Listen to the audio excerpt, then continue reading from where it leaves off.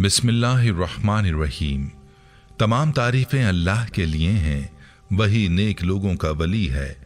मैं गवाही देता हूँ कि अल्लाह के सिवा कोई भी माबूद बरहक नहीं, वो यकता है, उसका कोई शरीक नहीं। और मैं ये भी गवाही देता हूँ कि हमारे नबी मोहम्मद सल्लल्लाहु अलैहि वसल्लम अल्लाह के बंदे और उसके रसूल हैं।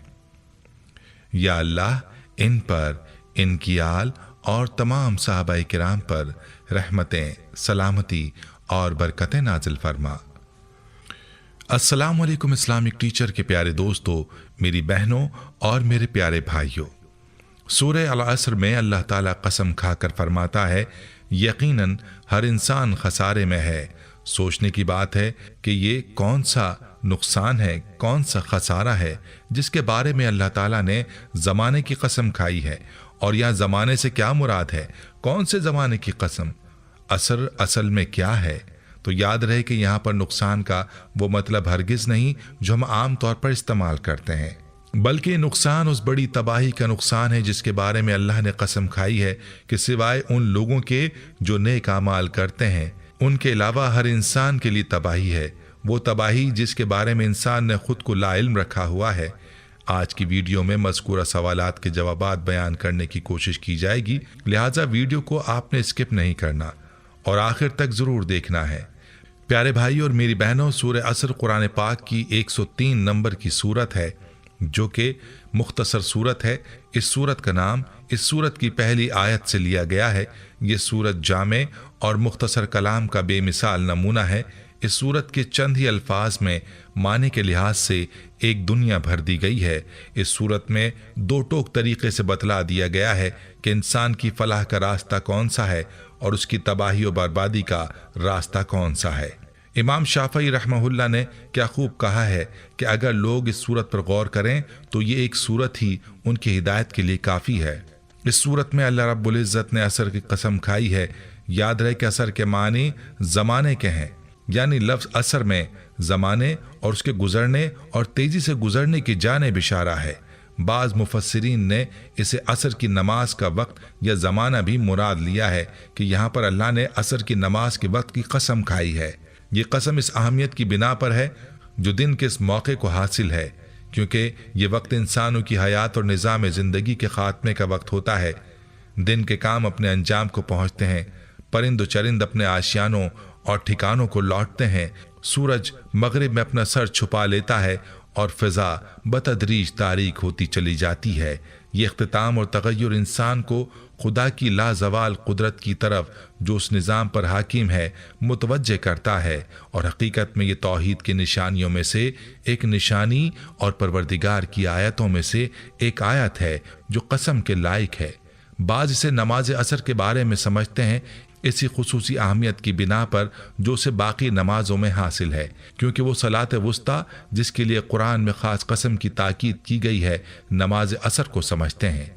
प्यारे भाइयों, गुज़रते ज़माने की कसम खाने का मतलब समझने के लिए ये बात समझ लें कि जो ज़माना गुज़र रहा है वो दरअसल वो वक्त है जो एक एक शख्स और एक एक कौम को दुनिया में काम करने के लिए दिया गया है।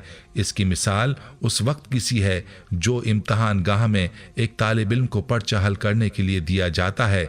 इस बात पर गौर किया जाए कि हम जो कुछ भी अच्छा या बुरा फेल करते हैं और जिन कामों में मशगूल रहते हैं, ये सब कुछ इसी महदूद उम्र में वकूअ पज़ीर होता है जो दुनिया में हमको काम करने के लिए दी गई है।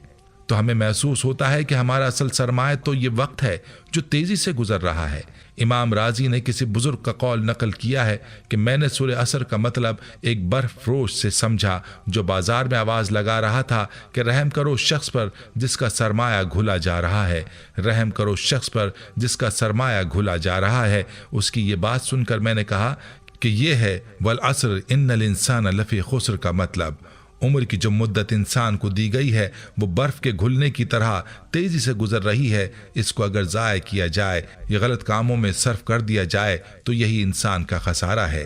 प्यारे भाइयों, सूरह असर वो 4 नुकाती एजेंडा है जो इंसान को दुनिया और आखिरत की कामयाबियों से हमकिनार कर सकती है। ईमान, अमल सालेह, तवासो व तवासो बिलहक व तवासो बिस्सब्र। प्यारे भाइयों, सूरह असर का अगर गहराई से जायजा लें تو جو بات سمجھ میں آتی ہے وہ یہ کہ یہی چاروں امور نیکی پر گامزن لوگوں اور برائی پر گامزن لوگوں دونوں کو کسی نہ کسی حال میں برداشت کرنا پڑتے ہیں۔ مثلا ایک چور اگر چوری کرتا ہے تو سب سے پہلے اس کا دل اسے یقین دلاتا ہے کہ یہ کام منافع بخش ہے، اسے کرو تو مفت میں امیر ہو جاؤ گے، گویا وہ اس پر ایمان لاتا ہے، پھر چوری کرنے کے لیے ہاتھ پاؤں مارتا ہے، یعنی عمل کرتا ہے جس پر ایمان لایا، پھر جب وہ چوری کرنے میں کامیاب ہو جاتا ہے تو اپنا ایک حلقہ احباب بناتا ہے، اپنے جیسے لوگوں کو ڈھونڈتا ہے، ان کو اس پیشے کی طرف مائل کرنے کے لیے دلائل دیتا ہے، یعنی وتواصوا بالحق کی شک پر عمل درآمد کرتا ہے۔ پھر اگر وہ چوری کا پیشہ مستقلاً اپنا لیتا ہے تو ظاہر ہے کبھی نہ کبھی تو پکڑے بھی جانا ہے، نتیجتاً جو مار اسے کھانی پڑتی اس پر صبر بھی کرتا ہے، تو گویا ایک چور کو بھی ان چاروں مراحل سے گزرنا پڑتا ہے، تو کیوں نہ انسان حق کی روش اپنائے، انبیاء کے طریقے پر چلیں تاکہ کامیابی ان کا مقدر بنے، تاکہ زندگی کے اس کاروبار میں جس کا اصل سرمایہ وقت ہے، اس سے قیمتی چیز کوئی اور ہے ہی نہیں، اس کی قدر کریں، سمجھیں اور ان کو مفید کاموں میں لگائیں۔ سورہ عصر کا یہی پیغام ہے جس پر تدبر کر کے انسان کامیاب ہو سکتا ہے۔ میری بہنوں اور پیارے بھائیوں، اس سورت کی تفسیر سے جو نتیجہ نکلا وہ یہ کہ انسان کو اس دنیا میں اور اس دنیا میں کامیاب و کامران ہونے کے لیے جو امور درکار ہیں وہ چاروں اس میں موجود ہیں، جن پر عمل پیرا ہو کر انسان کامیابی و کامرانی کا راستہ ہموار کر سکتا ہے۔ انسانی تاریخ اٹھا کر دیکھ لیں، جو قومیں ان مذکورہ چار صفات سے متصف نہیں رہیں وہ ناکامی و نامرادی سے دوچار ہوئیں۔ نمرود اور فرعون کو پڑھیں، قوم نوح، عاد اور سمود کا مطالعہ کریں، ہر جگہ اس حقیقت کی سچائی روز روشن کی طرح واضح ہے۔ نمرود اپنے وقت کا بہت بڑا بادشاہ تھا، ساری رعایا اس کی فرما بردار تھی، ملک کی ساری دولت اس کے قبضے میں تھی، اس کے شاہی خزانے سونے چاندی اور مختلف نوادرات سے بھرے ہوئے تھے، فوج بھی اپنے بادشاہ کے ساتھ وفا کے جذبے سے سرشار تھی۔ یہی حال فرعون کا تھا۔ ان دونوں میں اگر کسی چیز کی کمی تھی تو صرف یہ کہ وہ دونوں ان صفات جلیلہ سے محروم تھے جو انسانی فوز و فلاح کے لیے بنیادی حیثیت رکھتی ہے۔ ان کا انجام کیا ہوا؟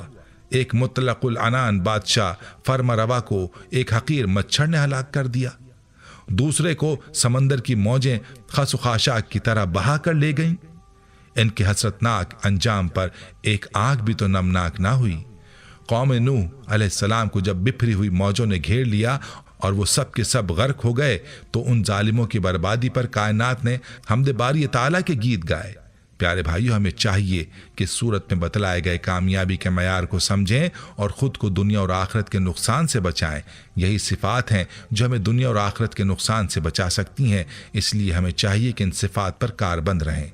اللہ رب العزت سے دعا ہے کہ اللہ پاک ہمیں ایمان اور اعمال صالح والی زندگی اور ایمان والی موت عطا فرمائے، آمین۔ ویڈیو کو صدقہ جاریہ کی نیت سے شیئر ضرور کیجیے گا۔ پیارے بھائیو، ہم یہ امید کرتے ہیں کہ آپ کو ہماری آج کی یہ ویڈیو ضرور پسند آئی ہوگی۔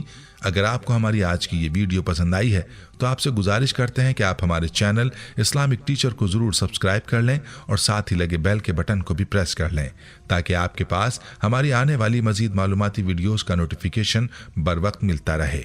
سبسکرائب کے ساتھ ساتھ ہماری ویڈیوز کو لائک بھی کریں اور اپنی قیمتی رائے کا اظہار کمنٹس میں ضرور کریں۔ کمنٹس میں آپ اپنے سوالات بھی ہم تک پہنچا سکتے ہیں۔ اللہ تعالیٰ آپ کو اپنے حفظ و امان میں رکھے، آمین۔